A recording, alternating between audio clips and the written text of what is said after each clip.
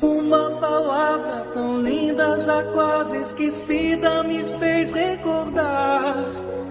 Contendo 7 letrinhas e todas juntinhas se lê cativar.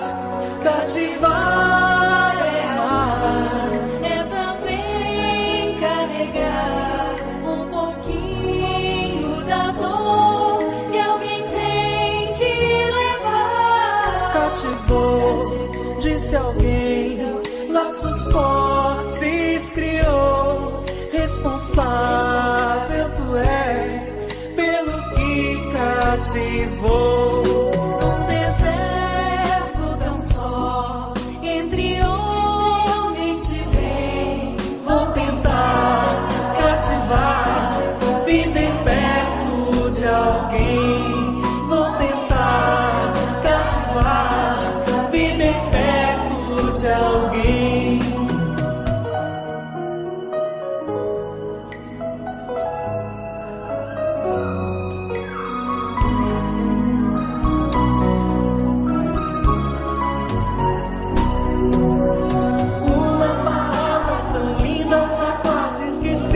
Me fez recordar, contendo 7 letrinhas e todas juntinhas se lê cativar. Cativar é amar, é também carregar um pouquinho da dor que alguém tem que levar. Cativou, disse alguém, laços fortes criou. Responsável tu és pelo que cativou. Num deserto tão só, entre homens de bem. Vou tentar cativar, viver perto de alguém. Vou tentar cativar, viver perto de alguém. Boa noite a todos. É com muita alegria e gratidão que estamos mais uma vez aqui na nossa Santa Casa Santa para aprendermos um pouquinho mais sobre o Evangelho de Jesus. E para iniciarmos na noite de hoje, vamos iniciar com um poema do filósofo e poeta Khalil Gibran, que diz o seguinte: amai-vos uns aos outros, mas não façais do amor uma prisão. Deixai antes que seja um mar ondulante entre as margens das vossas almas. Enchei a taça um do outro, mas não bebeis de uma só taça. Parti o vosso pão ao meio, mas não comais do mesmo pão. Cantai e dançai juntos, mas deixai que cada um de vós fique sozinho. Como as cordas de uma lira estão sozinhas, embora vibrem o som da mesma música. Entregai os vossos corações, mas não ao cuidado um do outro, pois só a mão da vida pode conter os vossos corações.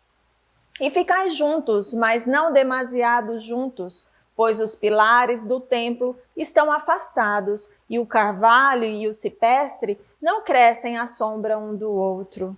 Khalil Gibran. Então, vamos acerenar os nossos corações, né, para fazer a prece dessa noite. Gratidão, Senhor. Gratidão pela oportunidade de estarmos aqui falando um pouquinho mais, aprendendo um pouquinho sobre o seu Evangelho. Que a espiritualidade maior possa nos intuir para que as palavras proferidas console os corações, acolha as almas, fortaleça os pensamentos, fortaleça principalmente, Senhor, os lares de cada um que nos ouve neste momento. Gratidão, que assim seja, graças a Deus. Então, o tema da noite: não separeis o que Deus juntou. Como encarar esse princípio nos dias de hoje, né? Não separeis o que Deus juntou ou o que Deus uniu. Nas religiões, no sacramento, né, do matrimônio, essa frase, esse princípio, é dito como uma bênção religiosa. No momento que o casal está fazendo o compromisso do matrimônio, após o sim do matrimônio, diz, né, o religioso que profere a cerimônia, diz que não separeis o que Deus uniu. Então, em Mateus capítulo 19, versículo de 3 a 9, o próprio Jesus faz essa afirmativa durante um diálogo que ele está tendo com os fariseus. Os fariseus questionam ele sobre essa afirmativa, dizendo o seguinte: mas por que Moisés, então, disse que poderia entregar a sua esposa, dar uma carta de separação à sua esposa, se o Senhor Jesus está dizendo essa afirmativa? E Jesus disse aos fariseus: é pela dureza dos vossos corações. Então, a dureza de um coração, a dureza dos nossos corações, provoca a separação de um casal. Porque Deus, ele une pelo amor, e quando existe esse amor, essa afeição, dificilmente vai haver a separação. Antes de falar ou discorrer um pouco mais sobre esse princípio, sobre essa afirmativa de Jesus, eu queria trazer aqui para a nossa reflexão e ampliação dos nossos horizontes uma frase de André Luiz, do livro No Mundo Maior, que diz assim: é um erro lamentável supor que só a perfeita normalidade sexual, consoante as respeitáveis convenções humanas, possa servir de templo às manifestações afetivas. O campo do amor é infinito em sua essência e manifestação. É necessário fugir das aberrações e dos excessos. Contudo, é necessário reconhecer que todos os seres nasceram no universo para amar e serem amados. Então, saindo daquela convenção humana, a gente pode considerar o casamento, aquele casamento que não é formal, que não foi feito no papel, mas é a união de seres, de uma união entre duas pessoas que fazem a comunhão sexual, estão junto, compondo aquela família. Então, a gente pode considerar como casamento. E a mesma coisa a gente também pode considerar com as relações homoafetivas. Então, no Livro dos Espíritos, na parte 3, capítulo 4, que trata sobre a lei da reprodução, Kardec, na questão 695, pergunta sobre o casamento aos espíritos. Olha a pergunta de Kardec. Se o casamento é uma união permanente de dois seres. A pergunta é: o casamento é uma união permanente de dois seres? A espiritualidade não responde nem que sim, nem que não. Ela responde da seguinte forma: o casamento é um progresso na marcha da humanidade. Ele não fala sobre a indissolubilidade do casamento, se é permanente ou não, mas ele fala que o casamento é um progresso para a nossa ascensão espiritual. E aí Kardec, então, continua ainda questionando sobre o casamento. E ele fala assim: qual a consequência para a sociedade humana se houvesse a abolição do casamento? O que iria acontecer se houvesse a abolição do casamento? A espiritualidade, de novo, ela é simples e firme. Ela diz uma simplicidade assim: é o retorno à vida animal. Simplesmente assim, é o retorno à vida animal. Seria uma vida instintiva? Seria uma vida sem a moralidade? Qual seria, né, esse retorno à vida animal? E Kardec, ele faz essa resposta foi tão simples que eu acho que ele resolveu então fazer um comentário, né, nessa resposta.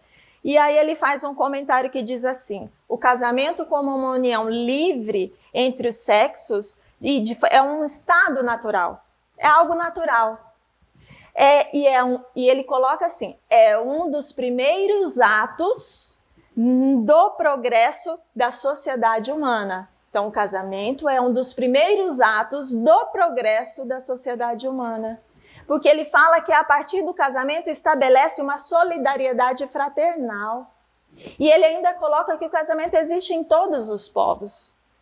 Sabemos que cada povo, cada localidade, cada país considera o casamento de uma forma. Uns consideram somente o casamento religioso, outros somente no civil, outras sociedades têm que ter os 2 casamentos, mas independente disso, a união entre os seres ocorre em todas as sociedades. E essa união seria essa solidariedade fraternal, é o estabelecimento dessa solidariedade fraternal. Então, nós podemos compreender o casamento, uma união de 2 seres, como uma oportunidade abençoada para desenvolvermos os laços de afeto.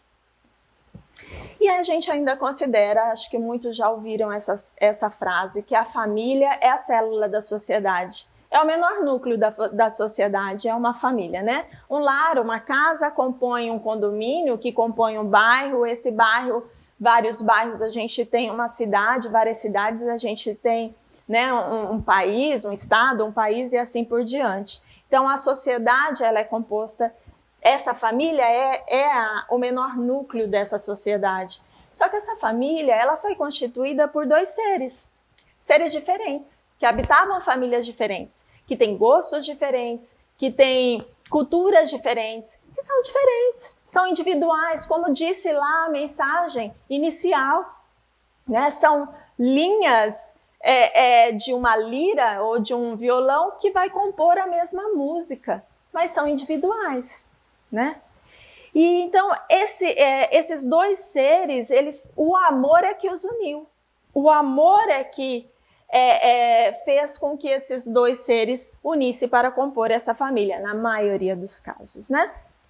Então, esse amor, ele foi cultivado no namoro, no noivado, cheio de sonhos, de ideais, né?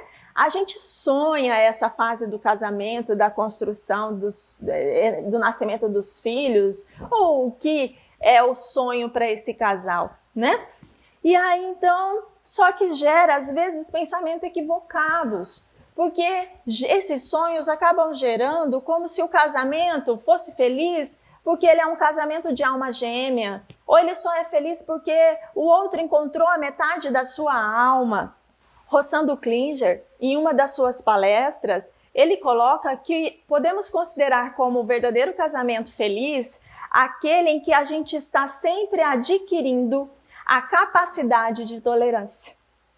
Aquele que a gente está sempre adquirindo a capacidade de tolerância é o casamento feliz. Bom, eu vivencio um casamento, né, de 22 anos junto com o meu esposo, Ivan, que está ali. Então, assim, essa união da gente foi construída dessa forma, né, com muitos sonhos. E às vezes eu falo assim para ele: meu amor, olha, tem dia que eu te amo e tem dia que eu quero torcer o seu pescoço, né?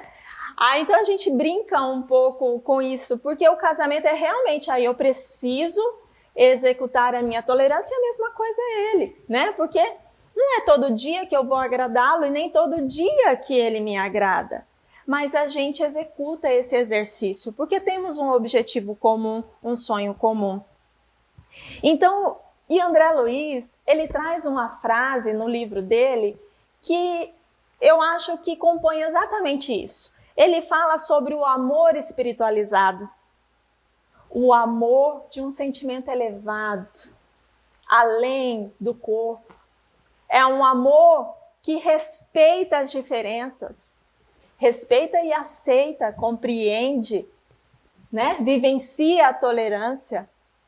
Então, esse amor espiritualizado que André Luiz coloca, ele ainda continua falando que ele é filho da renúncia cristã. Sabe, o amai-vos uns aos outros que Jesus nos ensinou? Lá na mensagem inicial, quando eu coloquei do amai-vos uns aos outros, mas não se faça esse amor uma prisão. Então esse é o amor espiritualizado, né? É o amor que respeita essas diferenças. E André Luiz coloca que o amor espiritualizado, ele vem de uma renúncia cristã e é a chave dos abismos aonde muitas almas caem, muitas almas se debruçam. Então, se a gente tiver o amor espiritualizado, a gente pode, né, encontrar a chave desse abismo e aí a gente não cair nele, né? Saber como lidar com isso. E a harmonia no lar? A harmonia no lar é uma construção constante. A harmonia no lar se constrói constantemente. Lembramos do Sermão da Montanha. O que Jesus disse? Vós sois deuses, brilhe a vossa luz, seja o sal da terra. Está lá em Mateus. Quando lemos todos os versículos, entre eles está lá algumas dessas frases. Então, vós sois deuses, a gente pode cocriar como Deus. Brilhe vossa luz, faz iluminar o seu lar, né? Faz ter um colorido no lar. Seja o sal da terra, dá o tempero para esse relacionamento. Amar não é apenas fantasiar, mas também construir. Vamos precisar de planos, esperanças e vamos lembrar que é necessário muitas vezes suor, é necessário aflição e lágrimas. Superação desse momento. No Evangelho segundo o Espiritismo, ainda no capítulo 22, tem uma frase que diz assim: quis Deus que os seres unissem não só pelos laços da carne, mas também pelos laços da alma, a fim de que essa afeição mútua dos esposos lhe transmitissem aos filhos, e que fosse dois, e não somente um, a amar esses filhos, a cuidar deles e fazê-los progredir. Portanto, o casamento é um instrumento da divindade para uma estruturação familiar.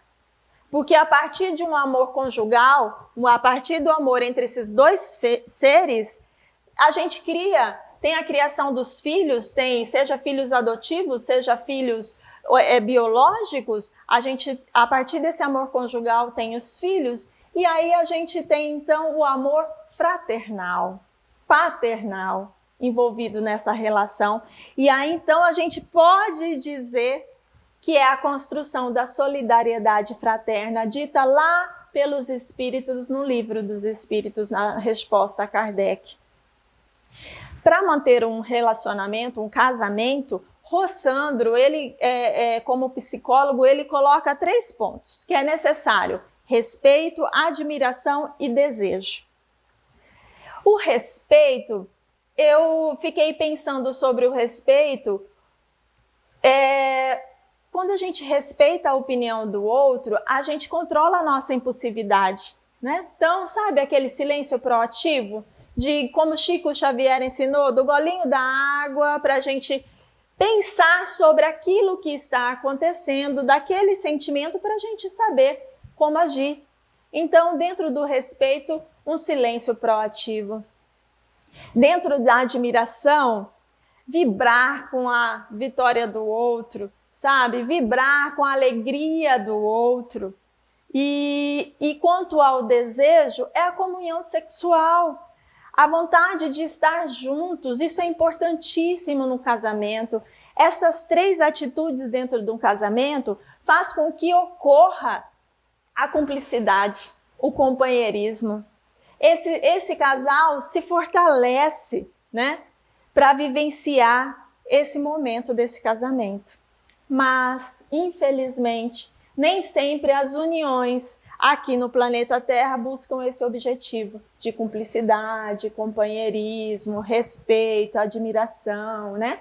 não busca, porque tem muito coração endurecido ainda, né? E aí provoca a separação, né? Rompe as afeições, deixa de procurar a satisfação daquele relacionamento no coração, no sentimento, e vai procurar outras satisfações, como o orgulho, o egoísmo, a vaidade, né? Os ciúmes, enfim. E o que sobra realmente é o divórcio, é a separação. Chico Xavier, no programa Pinga Fogo, certa vez, ele falou sobre o divórcio. E ele refere a prática do divórcio como uma medida humana e legítima, não contrária à lei de Deus. O divórcio é considerado como uma lei humana porque tem o objetivo de separar legalmente o que de fato já está separado. Dessa forma, entendemos que a doutrina espírita, ela não é contrária ao divórcio, mas também entendemos que em nenhum momento estimula o divórcio. O espiritismo é uma doutrina de liberdade e responsabilidade. Temos a liberdade, o livre-arbítrio para tomar as nossas decisões, assim como casar ou se decidir fazer o divórcio. Mas precisamos lembrar da lei de ação e reação. Temos, então, as consequências, os resultados das nossas decisões. Então, André Luiz, no livro Sol das Almas, de psicografia de Valdo Vieira, escreve sobre o divórcio. Ele fala que o divórcio geralmente ocorre quando um dos cônjuges, marido ou a mulher, ou um dos seres dessa relação, que ele considera como sócio da firma chamado casamento, esquece que os direitos dessa instituição doméstica é feita através de deveres iguais, deveres somados de duas pessoas, que cada um precisa fazer a sua parte. É aquelas cordas que juntas vão fazer o som de uma música. É assim. E ainda a doutrina espírita nos esclarece que a grande maioria dos casamentos são compromissos assumidos na espiritualidade. Quando a gente vai reencarnar, lá a gente assume esse compromisso. Lembra a música? Que nenhuma família comece sem qualquer de repente. Não começa, a maioria delas não começa em qualquer e de repente. Eles começam com uma programação reencarnatória. Começam lá na espiritualidade programando o que nós vamos fazer aqui. Porque lá, antes da reencarnação, a gente define quais são nossas responsabilidades, o que eu estou sentindo que eu preciso cumprir, qual é o objetivo dessa reencarnação aqui, o que eu vou precisar evoluir aqui. Está envolvido remorso, débitos, está envolvido necessidade de evolução, está envolvido várias coisas. Então, lá na espiritualidade, a gente faz o compromisso. Então, de voltar como casal nesse encontro, nesse reencontro aí, para compor essa família. Então, esse compromisso foi assumido lá na espiritualidade, com as responsabilidades de assumir essa família. Mas, quando a gente retorna, né? Quando a gente deixa, a gente veste esse envoltório carnal, tem a bênção do esquecimento do passado. Esquecemos, né? Isso é uma bênção, porque daí aqui a gente vai poder vivenciar novamente, né? Essa vida de uma forma dentro dos direcionamentos, porque a nossa vida vai sendo conduzida dentro do direcionamento que a gente assumiu, mas o livre-arbítrio é o que vai conduzindo. Então, nesse retorno, muitas vezes a gente esquece desses compromissos, a gente fica envolto da satisfação do corpo, das alegrias que envolve apenas a matéria, envoltos por esse véu do orgulho, do egoísmo e dos ciúmes, e a gente fica como se fosse sonâmbulos nesse compromisso matrimonial. A gente deixa de ter esse compromisso, a gente desfaz esse compromisso assumido muitas das vezes. Então, além disso, da gente tomar as nossas decisões e não fazer esse compromisso assumido na espiritualidade, a gente entende que sofremos influências espirituais, já tivemos outras palestras aqui sobre isso, e muito mais do que a gente imagina. André Luiz conta certa vez de uma senhora com o nome de Isaura, completamente envolvida por uma obsessão de ciúmes. Então ela era totalmente envolvida por aquela obsessão e os espíritos que a influenciavam insistiam na mente dela que o marido dela era adúltero. Então aquilo fazia uma desarmonia familiar imensa. Então, mas a gente sabe que as influências dependem da nossa sintonia, depende do que nós estamos vivenciando, executando, dos nossos desejos, né? Qual é a antena que nós estamos ligando? E aí, então, às vezes essas obsessões acabam gerando, então, ao divórcio. E além dessas questões da influência espiritual, esquecemos ainda que o casamento, ele não é feito só dos dois seres. Essa firma casamento, essa sociedade casamento, vem com alguns agregados. Sogra, sogro, cunhada, irmãos, né? Então, ele é composto hoje em dia, né, conforme tá alguns enteados, né? Então, essa família ela vai sendo composta por outros agregados e sofre influência disso também.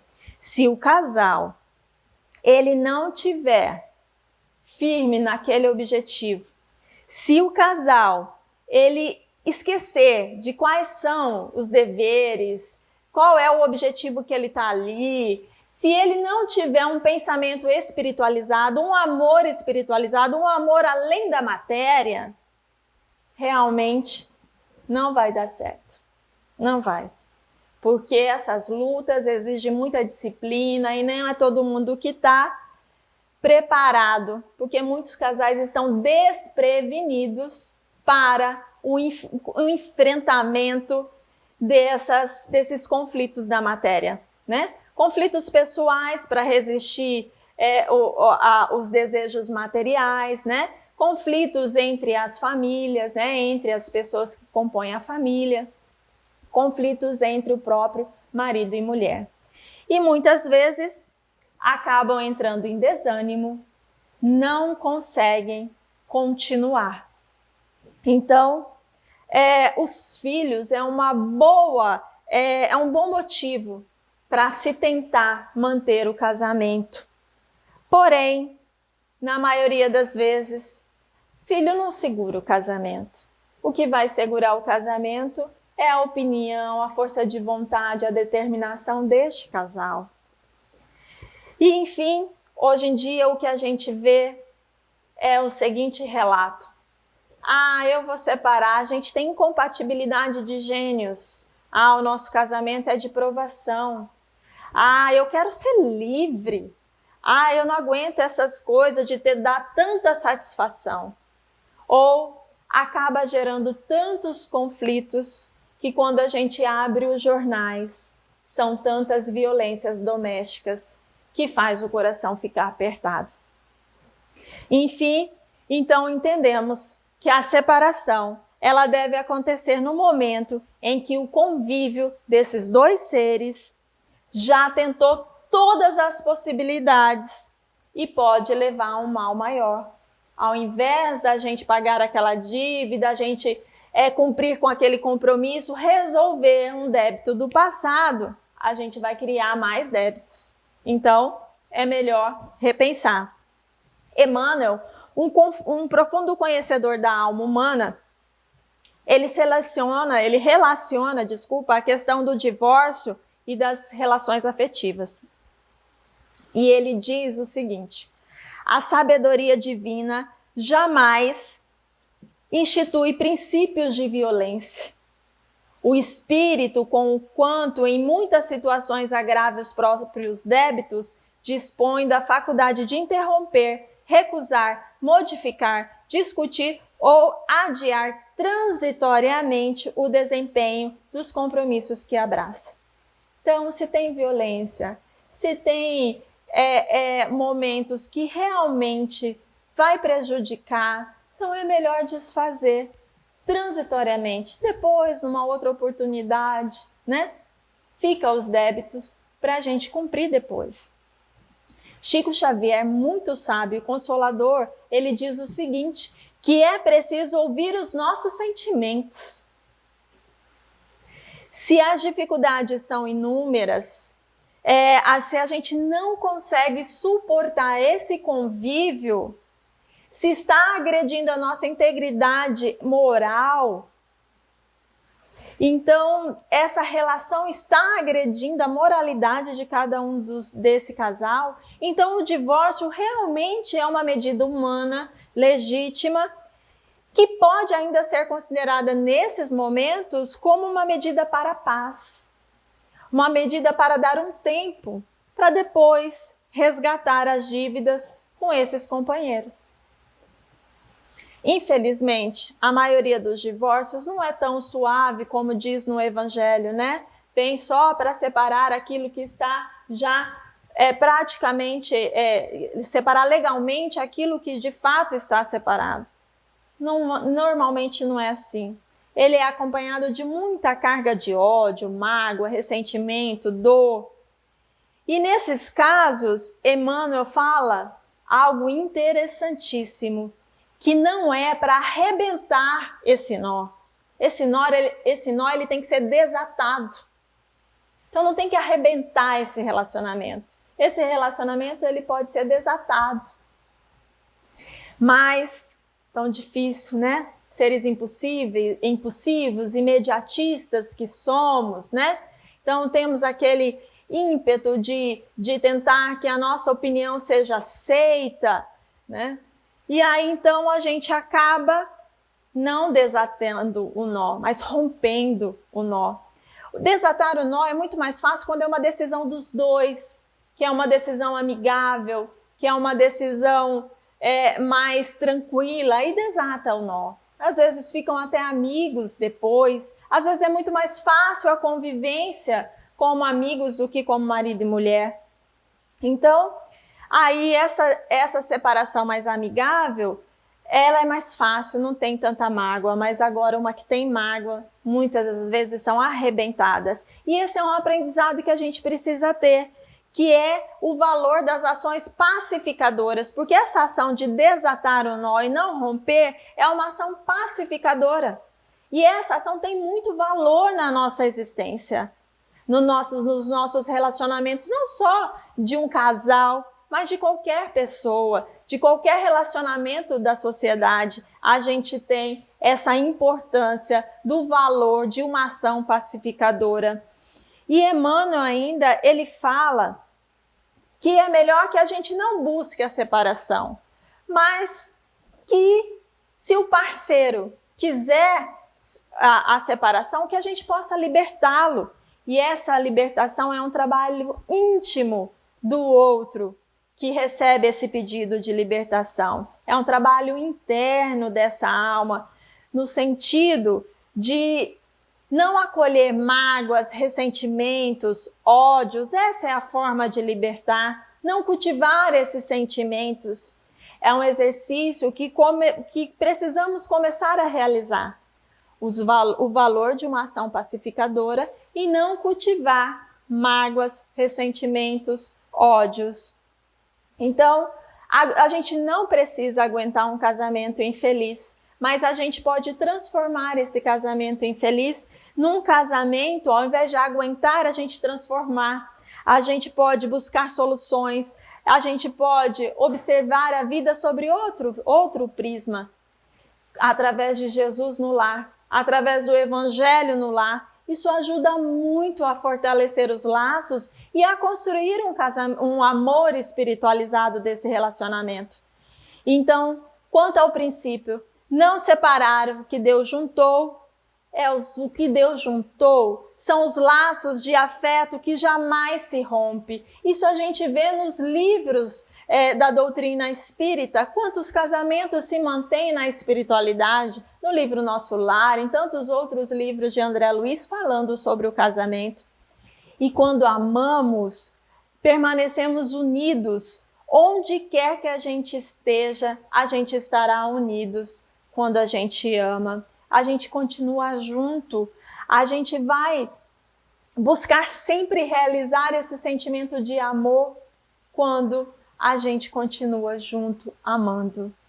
André Luiz, no livro Mundo Maior, fala o seguinte, que uma simples afeição, ou seja, só de você gostar de uma pessoa, durou milênios para você gostar dessa pessoa. Imagina, para construir afeições duradouras, relacionamentos duradouros, quanto tempo de experiência, de vivência juntos na espiritualidade e aqui neste planeta, ou aonde vivenciarmos juntos, foi necessário para construir esse amor duradouro. Esse é o amor espiritualizado, é o amor de compreensão além desta vida. Então lembremos das palavras de Paulo na Epístola aos Romanos, capítulo 8, versículo 28, onde ele diz assim: e sabemos que todas as coisas contribuem juntamente para o bem daqueles que amam a Deus, daqueles que são chamados segundo o seu propósito.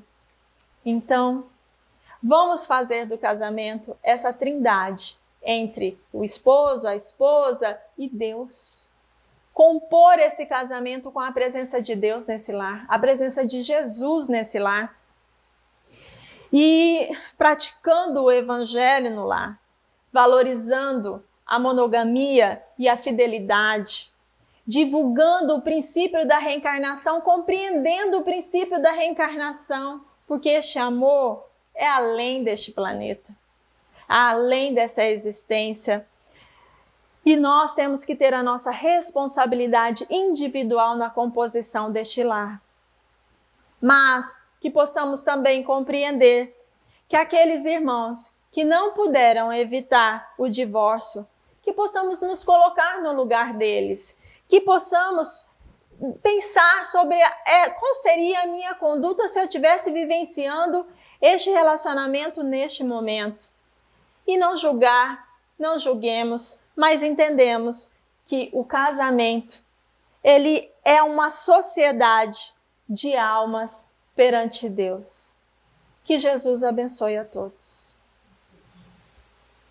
Então vamos fechar os nossos olhos, acerenar os nossos corações, jorrar toda a energia de luz e de paz envolta neste ambiente para o nosso lar, para que as palavras de consolo e compreensão harmonizem o nosso lar, harmonize a todos que estão lá, os companheiros, as pessoas que compõem este lar. Que essa energia atinge principalmente os nossos corações, renovando os nossos sentimentos, para que a gente possa escutar os sentimentos e assim iluminando as nossas mentes, para que tenhamos mais contato à espiritualidade maior, para renovar as nossas atitudes. E que essa luz envolta deste ambiente, desta oração, chegue às águas de cada um de nós. As águas sejam fluidificadas, envoltas de muita energia de amor, para renovar esse sentimento em nossos corações. Que Jesus abençoe a todos. Que assim seja, graças a Deus.